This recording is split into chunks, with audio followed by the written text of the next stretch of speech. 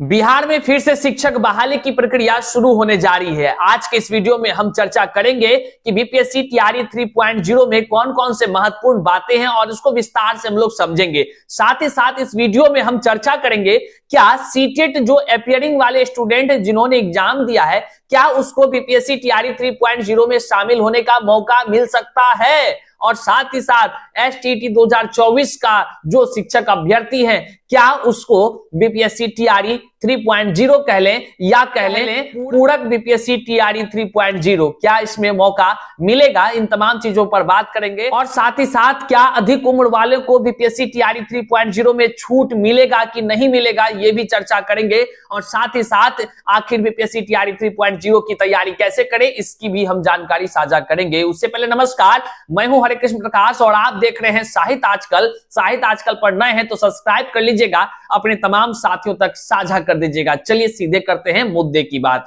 साथियों, BPSC TRE 3.0 में लगभग 90,000 शिक्षक की पदों पर बहाली होने जा रही है। जी हां साथियों, किसी किसी अखबार में आपको सुनने को मिल रहा होगा कि 85,000, किसी में मिल रहा होगा 70,000, किसी में मिल रहा होगा 80,000, तो इस तरह का डिफरेंट है। लेकिन कह लीजिए तो लगभग 90,000 के आसपास शिक्षकों की बहाली होनी है। लेकिन अब देखने का विषय होगा कि किस प्रकार से, जैसे कल विज्ञापन जारी होना है, विज्ञापन के जारी होते ही यह तय हो जाएगा कि आखिर कितने पदों पर बहाली होगी। लेकिन मिला जुलाकर अगर आप रखेंगे तो अच्छी संख्या में बहाली होने जा रही है। इसमें पूरी जानकारी हम आपको बताते हैं, जो कि आप जानते भी होंगे लेकिन बहुत ही महत्वपूर्ण है जो हम आपको बताने जा रहे हैं।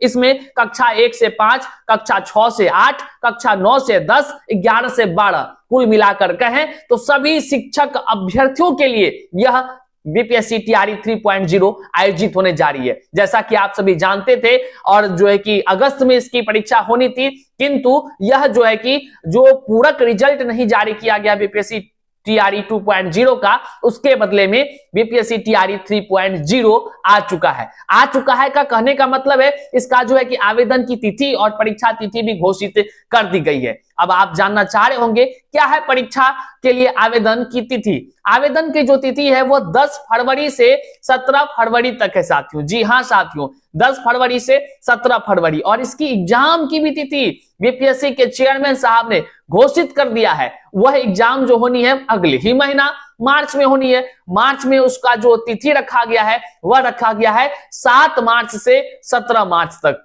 7 मार्च से 17 मार्च तक कुल मिलाकर आप जान सके कि परीक्षा जो है 10 फरवरी से 17 फरवरी तक आवेदन भर सकते हैं और 7 मार्च से 17 मार्च तक इसका परीक्षा आयोजित होनी है। अब सवाल उठता है कि कितने अंकों की परीक्षा होगी, तो बीपीएससी टीआरई 3.0 ठीक उसी प्रकार एग्जाम होगी जैसा कि बीपीएससी टीआरई 2.0 में हुआ था। वही परीक्षा का निर्धारित अंक है, 150 अंक है, वही 2.5 घंटा समय मिलेंगे। अगर आप बात करेंगे उसका पूरा सिलेबस का, तो ठीक उसी प्रकार का सारा प्रक्रिया है, सारा पाठ्यक्रम उसी प्रकार का है जो कि आपको बीपीएससी टीआरई 2.0 में देखने को मिला था। किंतु बीपीएससी के चेयरमैन साहब ने जिस प्रकार से कहा है कि अब इस बार जो है कि थोड़ा कुछ उच्च होने वाला है, तो अब क्या कुछ आप समझते हैं, आप तो समझ ही रहे होंगे सारी बातों को। उनकी बातें कही गई और फिर जो है कि क्या क्या होता है धरातल पर, इस सारी चीजों से आप अवगत ही होंगे।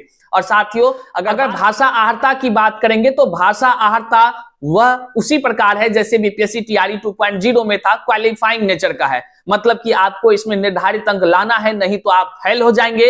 हालांकि टीआरई 2.0 में भाषा की आहर्ता को शून्य कर दिया गया था। अब खेल के बीच में जो नियम बदला गया था, लेकिन इस बार बीपीएससी के चेयरमैन साहब ने कहा है इस बार वैसा कुछ हम नहीं करने जा रहे हैं और इस बार भाषा की आहर्ता रहेगी। तो बहुत सारे शिक्षक अभ्यर्थी जो सोचने में लग गए होंगे कि भैया पहले से ही के तरह ना एग्जाम होगी, उसके बाद जो है कि फिर भाषा की आहर्ता शून्य कर दिया जाएगा, तो ऐसी कोई भी बातें नहीं है। इस बार भाषा की आहर्ता शून्य नहीं किया जाएगा, क्योंकि आप लोगों को पता है हाई कोर्ट तक मामला पहुंच चुकी है भाषा की आहर्ता का मुद्दा, और बीपीएससी को जवाब तलब किया गया है। तो बहुत तरह की बातें हैं, वहां पे कानूनी प्रक्रियाएं चल रही है।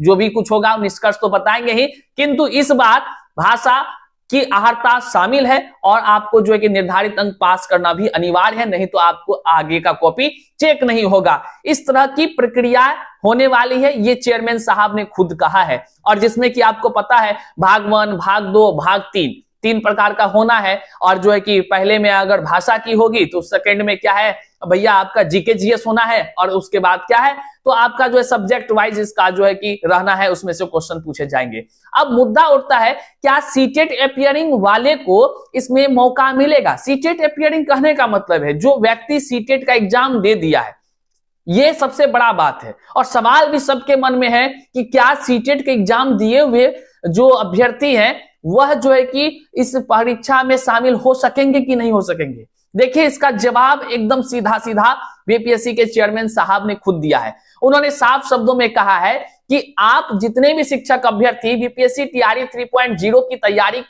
का इंतजार कर रहे थे उसका परीक्षा देने के लिए, तो आपको पता था अगस्त में होनी थी, आप अगस्त के लिए तैयार हो जाइए।